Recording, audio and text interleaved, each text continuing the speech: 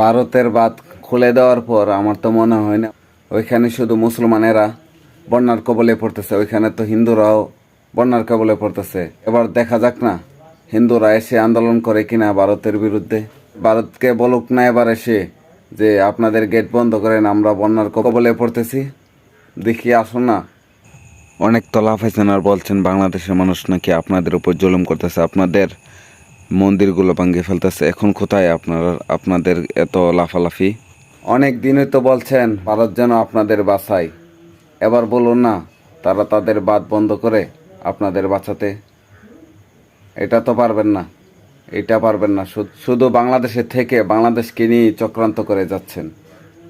তাই আপনারা সোজা হয়ে যান, আপনাদের জন্য মঙ্গল হবে। ভারত কখনোই আমাদের বন্ধু রাষ্ট্র না, ভারত হচ্ছে আমাদের শত্রু রাষ্ট্র। তাই তাদেরকে অবশ্যই শত্রু হিসাবে দেখতে হবে।